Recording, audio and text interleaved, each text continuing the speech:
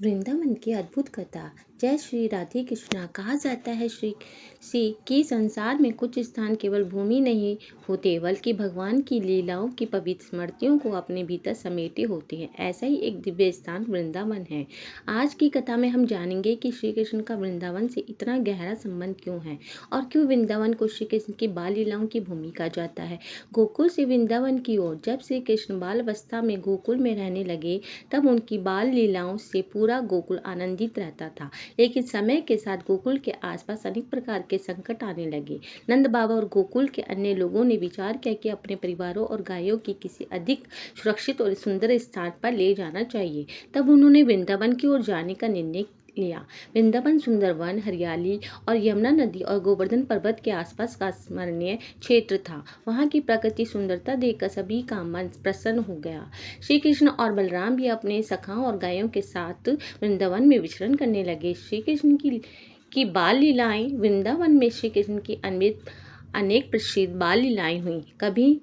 कभी भी अपने सखाओं के साथ गायों को चराने जाते, कभी यमुना किनारे खेलते और कभी अपनी मधुर बांसुरी की धुन से सभी को मनमोह लेते। वृंदावन के लोग श्री कृष्ण को केवल भगवान के रूप में नहीं बल्कि अपने परिवार के प्यारे बालक के रूप में देखते थे। माता यशोदा के लिए तो श्री कृष्ण नटखट लाल थे। उनकी शरारतों से गोपियां परेशान होती। कभी उनकी मुस्कान देखकर सब अपना गुस्सा भूल जाती। गोपियों की प्रेम भक्ति। वृंदावन की कथा में गोपियों की भक्ति का विशेष महत्व माना जाता है। जब श्री कृष्ण अपनी बांसुरी बजाते तो वृंदावन का वातावरण जैसे भक्ति से भर जाता। गोपियों का कृष्ण के प्रति प्रेम सांसारिक प्रेम के रूप में नहीं बल्कि भगवान के प्रति गहरी भक्ति और स्मरण के रूप में वर्णित किया है। इसी भक्ति के कारण वृंदावन में प्रेम भक्ति और भूमि कहा जाता है। गोवर्धन लीला। वृंदावन से जुड़ी प्रसिद्ध कथाओं में से एक गोवर्धन लीला है। कथा के अनुसार जब इंद्रदेव की पूजा की तैयारी हो रही थी तब बाल कृष्ण ने ब्रजवासियों को समझाया कि अपने जीवन को पालन करने वाली प्रकृति गायों और गोवर्धन के पर्वत के प्रति कृतज्ञ होना चाहिए। उसके बाद ब्रजवासियों ने गोवर्धन की पूजा की। इससे इंद्रदेव को क्रोधित हो गया। उन्होंने ब्रज में तेज वर्षा की। ब्रजवासियों को संकट में देखकर श्री कृष्ण ने अपनी छोटी उंगली गोवर्धन पर्वत उठा लिया। सभी ब्रजवासी तथा गायों के साथ उन्हें आश्रय दिया। कई दिनों तक सभी लोग गोवर्धन के नीचे सुरक्षित रहे। अंततः इंद्र श्री कृष्ण दिव्यता बोध हुआ। उन्होंने कहा, अहंकार त्याग दिया। यह लीला हमें सिखाती है कि अहंकार में चाहे कितना भी बड़ा हो ईश्वर के सामने टिक नहीं सकता। राधा कृष्ण की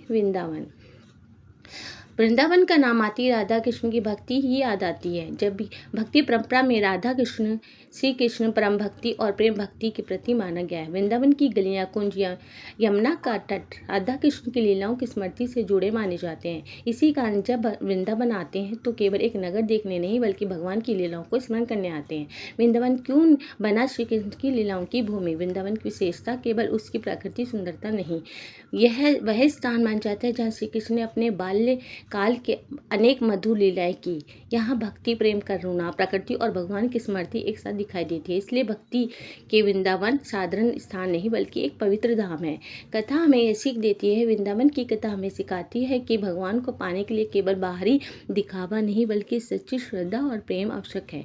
श्री कृष्ण की लीला हमें अहंकार छोड़ने और प्रकृति का सम्मान करने और दूसरों की सहायता करने और ईश्वर के प्रति प्रेम रखने का संदेश देती है। कहा जाता है, जो व्यक्ति सच्चे मन से श्री कृष्ण का नाम स्मरण करता है उसके जीवन में भक्ति और शांति का प्रकाश बढ़ता है। श्री हरि राधे राधे। जय श्री कृष्णा। अगर आपको यह कथा अच्छी लगी हो तो वीडियो को लाइक करें, चैनल को सब्सक्राइब करें